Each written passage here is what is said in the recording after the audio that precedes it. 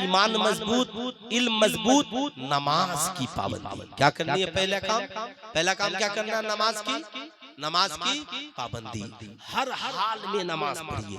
क्या कीजिए? जानते हैं नमाज पढ़ने से आपकी इज्जत बढ़ जाएगी, चेहरे का नूर बढ़ जाएगा, आपकी टाइमिंग अच्छी हो जाएगी, नमाज से दिल को सुकून मिलेगा। नमाज में बंदे को खुदा के सामने कहने का। अच्छा एक बात बताइए मुझे, ईमानदारी से बताइए, अगर किसी की बारगाह में आप किसी के पास रोज जाएं तो एक न एक दिन उसकी पास आपकी मोहब्बत आ ही जाएगी। बोलिए गलत बोल रहा हूं तो नहीं यार?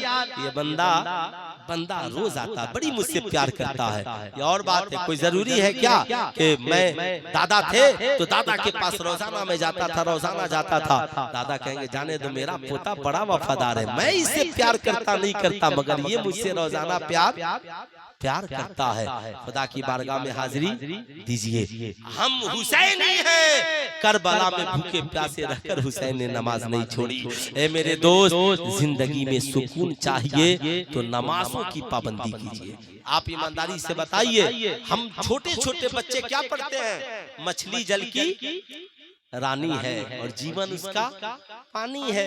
अच्छा साहब, छोटे छोटे बच्चों से पूछिए, मछली को रहना, जिंदा रखना है तो क्या चाहिए? पानी चाहिए। अगर मछली को पानी से निकाल दीजिए तो आप कहते मौलाना साहब मर जाएगी। मछली को पानी में ही रखना होगा। हमारे बुजुर्गों ने फरमाया, अल मोमिनो फिल मस्जिद कसमको फिल माँ। मोमिन का रिश्ता मस्जिद से ऐसे है जैसे मछली का रिश्ता पानी से है। मछली पानी के बगैर जिंदा नहीं रह सकती और मोमिन मस्जिद के बगैर जिंदा नहीं रह सकता।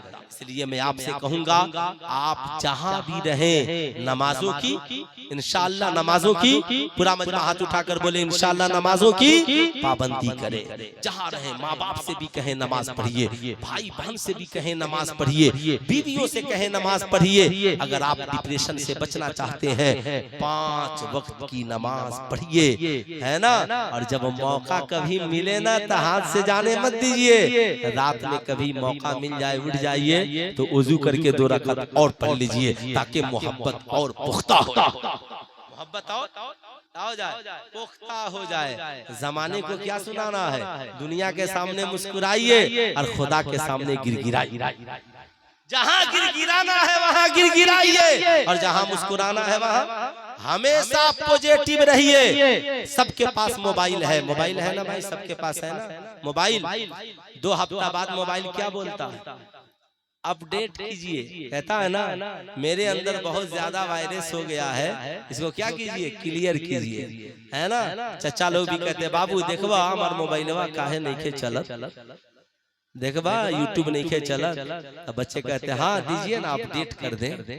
यानी ये मोबाइल का फंक्शन बता रहा है कि मैं पुराना जैसे जैसे हो रहा हूँ, अगर आपने मुझे अपडेट नहीं किया तो मैं काम करना बंद कर दूंगा। ठीक यही हाल इंसान की जिंदगी का है। आप 60 साल से दुनिया में आए हैं, आप 40 साल से दुनिया में आए हैं, आप 35 साल से दुनिया में आए हैं। हमारी जिंदगी गुनाहों से भर गई है, हमारा जहन काम नहीं कर रहा है, दिमाग अच्छा सोचने को तैयार नहीं है, कान अच्छा सुनने को तैयार नहीं है, आंखें अच्छी देखने को तैयार नहीं है, जबान बेहतर बोलने को तैयार नहीं है। तो तौबा करके नमाजी बनकर अपनी जिंदगी को अपडेट कर लीजिए, फिर से आपका दिमाग भी काम करने लगेगा, आपका दिल भी काम करने लगेगा, है ना।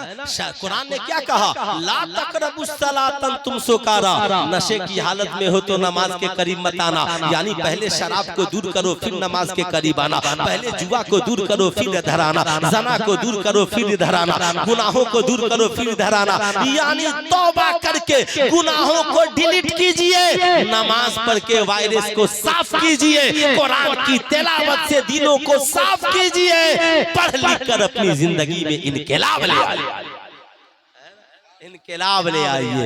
ये बात अब आखिरी पैगाम जो मुझे पहुंचे साले ना, एक बात मुझे है ना, नमाज पढ़ना, रोजा रखना, हज करना, ज़कात देना, ये सब अमले साले हैं, ठीक है।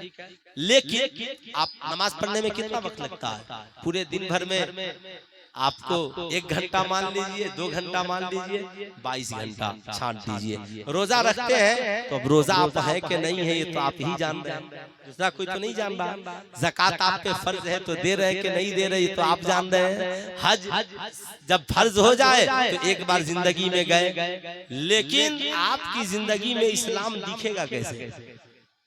अब आपकी जिंदगी में इस्लाम दिखने के लिए नबी के इखलाक को आपको अपनी जिंदगी में जगह देनी होगी। यानी ज़बान से सच बोले, गरीबों की मदद करे, यतीमों की सेवा करे, माँ बाप की खिदमत करे, माँ के कदमों के नीचे जन्नत, बाप जन्नत का दरवाजा, कमाए तो यतीमों का सहारा बन जाए, बेवाओं के लिए मददगार बन जाए, राह से कांटे हटा दे। आप मस्जिद में छुट्टी है और गर्मी की छुट्टी तो जुमा के दिन पहले चले जाएं और जाकर के मस्जिद की सफाई और दरवाजे पे बैठ जाइए कुर्सी लगाकर, चप्पल टेढ़ी है सीधी कीजिए। लोग कह रहे इतना पढ़ा लिखा नौजवान और मस्जिद में लोगों की चप्पल सीधी कर रहा है। कहिए अरे बेवकूफ, मैं मस्जिद के लोगों की चप्पल सीधी नहीं कर रहा, मैं मस्जिद अल्लाह के घर के मेहमानों की चप्पल सीधी कर रहा।